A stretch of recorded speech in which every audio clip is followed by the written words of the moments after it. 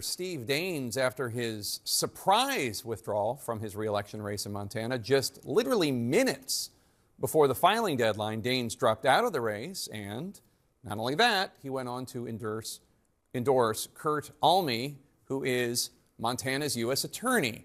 Alme put his name in the same Senate race with just 8 minutes left before the filing deadline. Sources tell CNN this whole scheme was part of an effort to block Democrats from fielding a top-tier candidate in the race, and likely Republicans, too.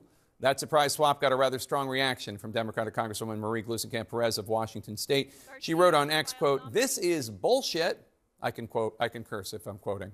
"This is bullshit. A Montana senator is rigging an election, and it's miles beneath the dignity of our democracy." The Congresswoman joins me now. And just a reminder for folks at home, Congresswoman Gluesenkamp Perez was even more outspoken when a Democratic congressman did the same thing in Chicago.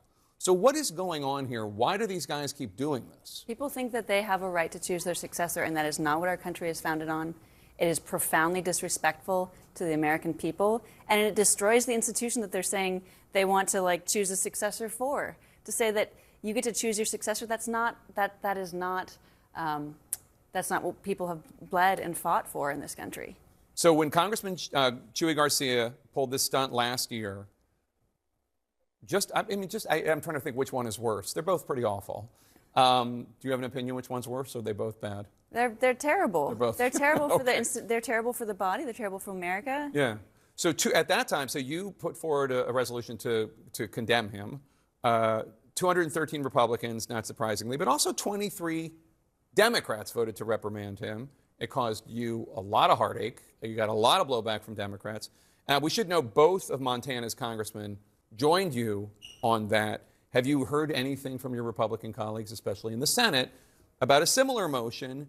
And will Republicans in Montana who are offended by what Chuy Garcia did, understandably and fairly, also say the same thing about Senator Daines? I hope so. I hope that this is above partisanship.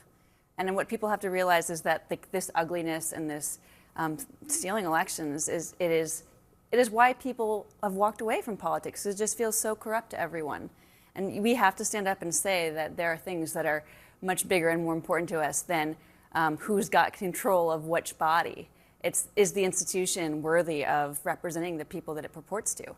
Former University of Montana President Seth Bodnar, who is running for that Senate seat, but as an independent, he slammed the move in a video posted on X. Take a look. They must think we're stupid, but we see this for what it is.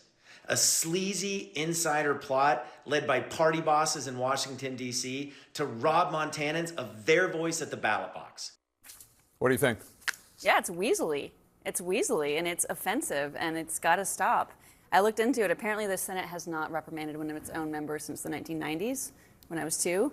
So we'll see what happens. But I think it's really important that people, ordinary people, stand up and say, we're not doing this anymore. This has got to stop. So another issue that you've been very outspoken on that's also not making you any friends in Congress, although we here at The Lead applaud you, is you're trying to figure out a way to make sure that when members of Congress are losing their acuity, there's at least a method for people to express their concerns.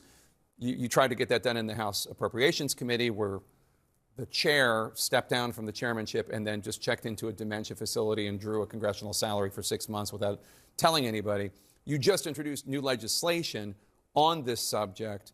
Tell us more about it. What would it do? Right. Well, it's crazy. If you look at the House Ethics Code, there are rules about what kind of hat I can accept as a gift, but there's nothing in there about what it means when members no longer to make decisions for themselves when the staff is running the office and not the member, when there is significant irreversible cognitive decline. So my bill is really simple. All it does is says that it directs the Office of Congressional Conduct to develop a standard with which to evaluate whether a member is able to operate and execute the duties of their office unimpeded by significant irreversible cognitive decline. And we're just talking about a really simple, like the MOCA, for example, that's look at the clock and tell me what time it says. Repeat 4 words back to me. This is not about having kooky ideas. This is about being cognitively fit. Yeah. So. And you're probably going to have problems getting support. It was voted down unanimously in appropriations last year, but I know this is something people agree with me on. And it's interesting. I think even what I've heard from folks at home, it's like even people who are older see it and who have had more firsthand experience. They believe it's really important. It's not just about, like, we want a representative body, and people age at different rates. I recognize, but we also know that we deserve representation that people voted for, not their staff. All right. Democratic Congresswoman Marie Gluesenkamp